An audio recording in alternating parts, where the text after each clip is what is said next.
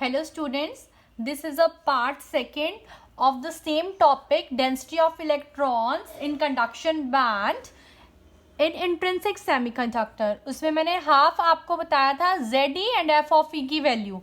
तो हमने निकाला था number of electrons that is N. N is equals to what? N is equals to integration of ZE DE into F of E.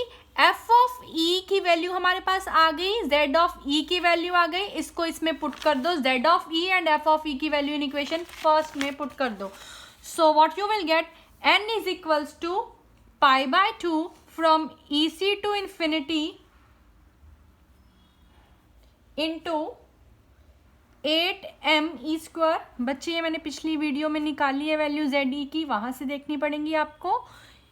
ये दो parts में मैंने स्प्लिट की है वीडियो, सेम टॉपिक ही चल रहा है, that is density of electrons in conduction band in intrinsic semiconductor.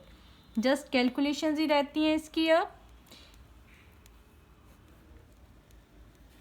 F of E की वैल्यू पुट की, जेड ऑफ ZEDE लिख दिया, ZE की वैल्यू पुट की, एफ ऑफ ई की वैल्यू पुट की इंटू DE.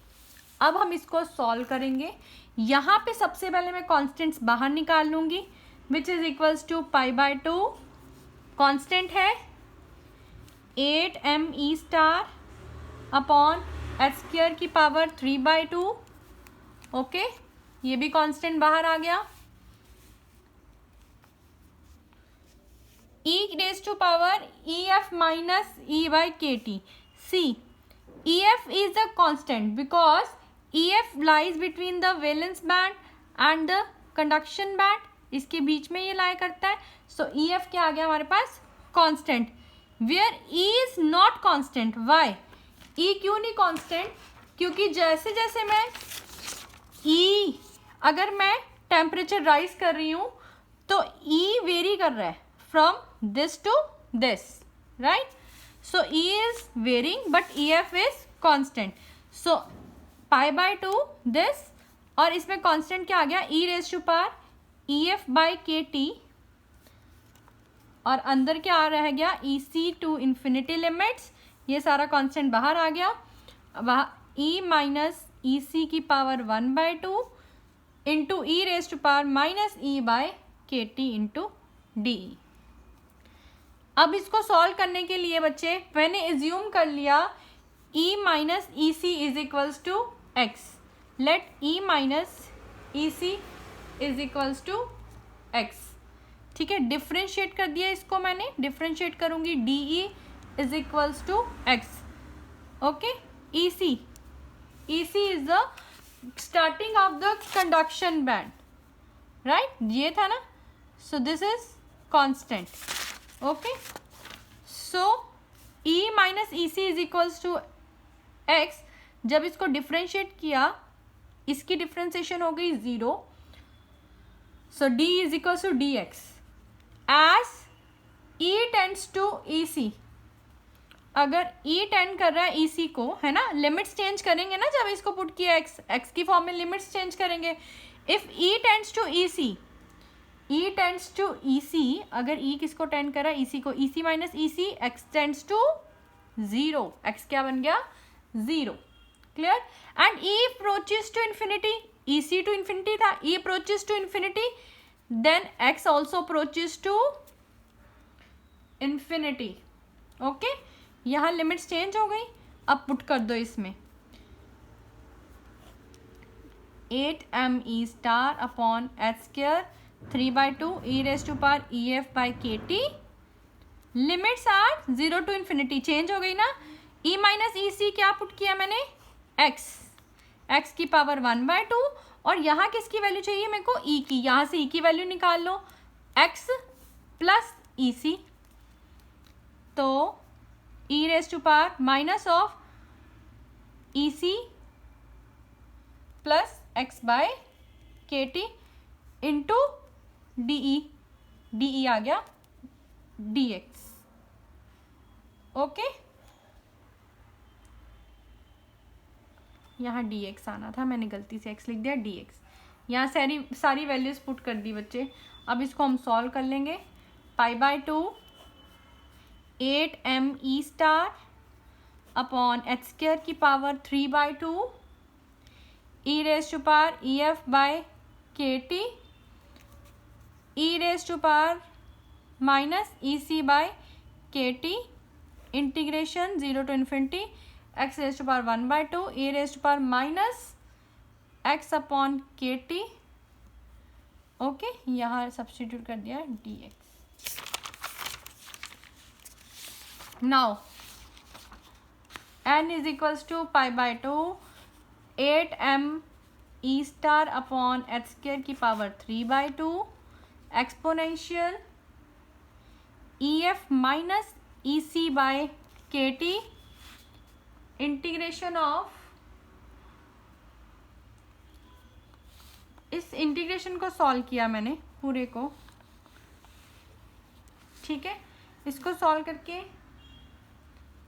के टी की पावर 3/2 इंटू π/2 ये आंसर आता है इसको सॉल्व करके. गामा फंक्शन यूज करते हैं हम. गामा फंक्शन यूज करके जब आप इंटीग्रेशन निकालते हो from 0 to infinity x 1/2 e raised to power minus x by kt into dx, you will get kt की पावर 3/2 इंटू अंडर रूट π/2. ये किया हमने, इसको कंबाइन कर दिया और इस पूरे की वैल्यू मैंने लिख दी kt की पावर 3/2 अंडर रूट π/2. ये स्टैंडर्ड फॉर्मूला है. जब गामा फंक्शन लगाओगे तो ये आएगा हमारा रिजल्ट. ठीक है, तो ये आ गया वैल्यू यहाँ पे.